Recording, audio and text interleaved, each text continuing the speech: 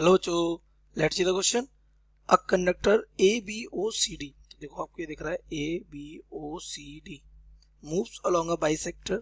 ये जो भी बाइसेक्टर आपको दिखेगा इसका ये with the velocity of 1 metre per second, है ना। इसकी वेलोसिटी कितनी 1 मीटर पर सेकेंड है through a perpendicular magnetic field. ये आपको क्रॉसेस जो नजर आ रहे हैं कैसा है, perpendicular magnetic field inward the screen of 1 weber per metre square as shown in figure.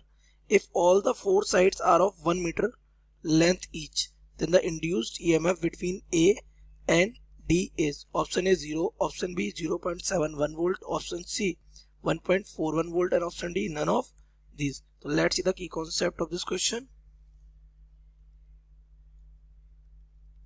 The key concept of this question is beta, when a conductor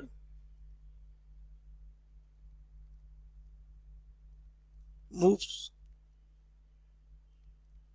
in a magnetic field such a way in such a way that it cuts the magnetic field lines, that is it is perpendicular to the magnetic field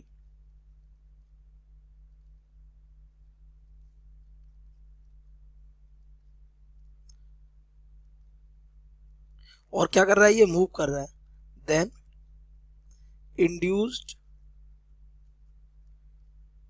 EMF is produced. क्या हो जाता है, induce EMF produce हो जाता है। ये क्या logic है, ये देखिए जरा। जैसे ये हमारा एक मैग्नेटिक फील्ड है,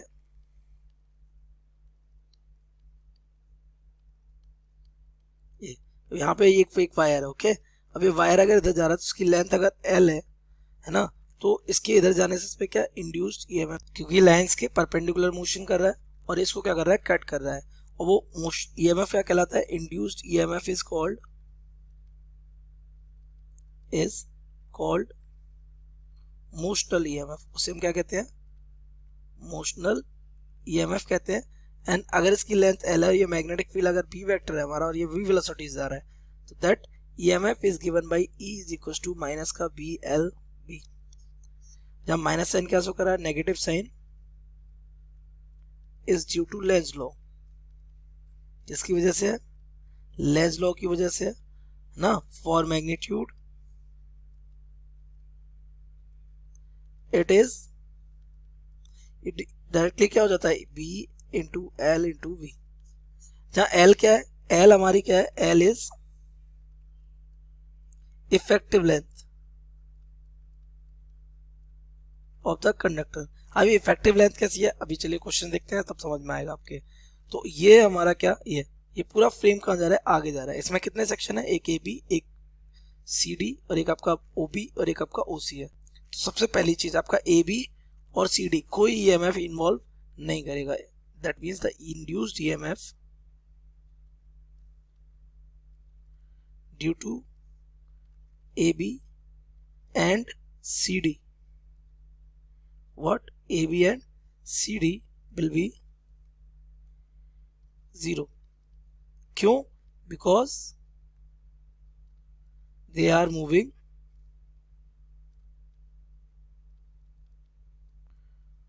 along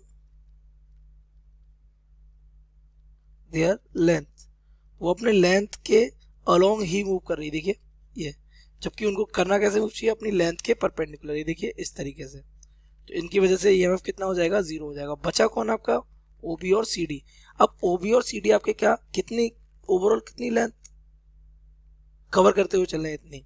देखिए induced EMF will be due to OB and OC only। ये बात आपके समझ में आ गई। अब OB और OC कितनी लेंथ, इफेक्टिव कितनी लेंथ बना रहे हैं, ये BC। So both are sweeping effective length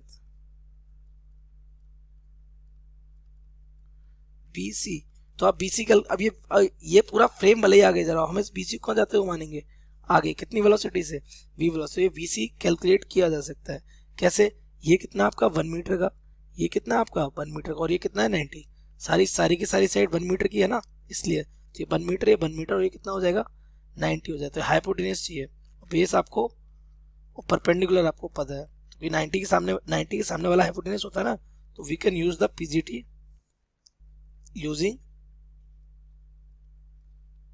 Pythagoras theorem. आपको पता है क्या हो जाएगा, हाइपोटेन्यूज का स्क्वायर इक्वल हो जाएगा 1 स्क्वायर प्लस 1 स्क्वायर, तो हाइपोटेन्यूज स्क्वायर हो जाएगा हमारा, हाइपोटेन्यूज किसके इक्वल है हमारा, हाइपोटेन्यूज ही तो हमारा BC है, it is BC square is equals to, ये हो जाएगा 2, और यहाँ से BC हमारा आ जाएगा कितना, अंडर रूट के अंदर 2, और BC हमारा किसके इक्विवेलेंट है, L के, तो हमारी लेंथ आ गई। So induced EMF